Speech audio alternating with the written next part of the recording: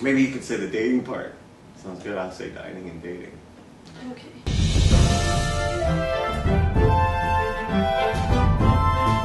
Hello, and welcome to Dining And Dating! Notice she took the dating part. She likes the dating. We discussed how we were gonna do this, you set me up, jerk!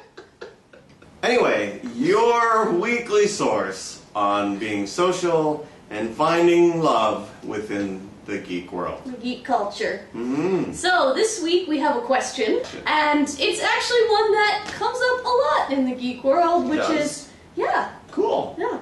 Which is, how to talk, normally in front of people. And you are... Would you like it? I'm sorry. No, that was great! How to talk naturally in front of people, how to talk to them and seem interested and not awkward, which is tough to do, as you just saw demonstrated.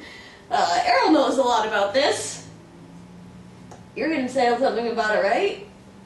You're doing so well. I'm not doing well at all. You're doing awesome. Seriously. You can't shut up any other time.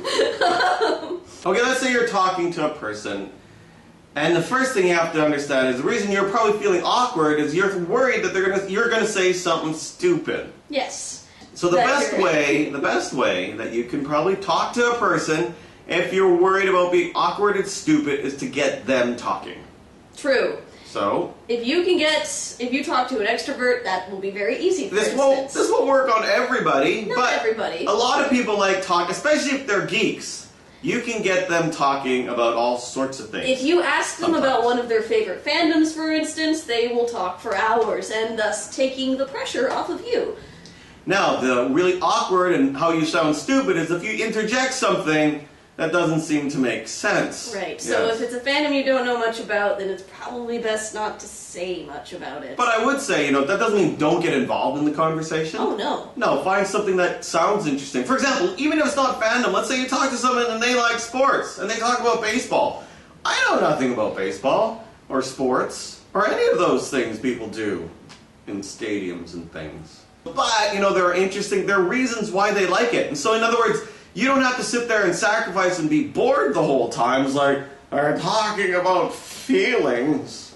Why? What's wrong with feelings? I'm sorry. Anyway, so they talk about things, and there's something they find interesting about it. For me, what's really interesting, why is someone passionate, let's say, about baseball? Mm-hmm. And there's probably a reason. For example, baseball is all about statistics. I didn't know that before. Somebody explained that to me, and it's like, oh, that's kind of cool. And then I said, what do you mean by that? And they'll explain it to you.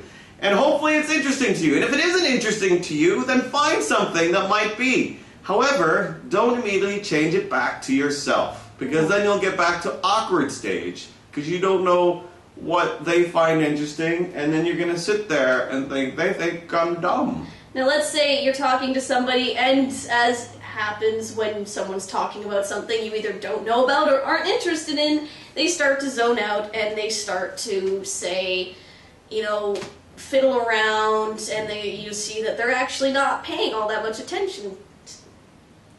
Didn't even plan that. You were boring.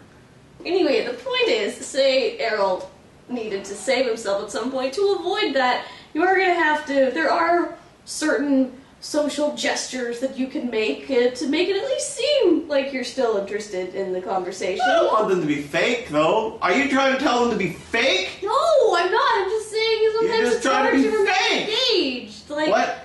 I was going to say make eye contact. Eye contact is very important. So you're trying to pretend to be fake, though. No. You're like one of those fake girlfriends? No. You're so funny!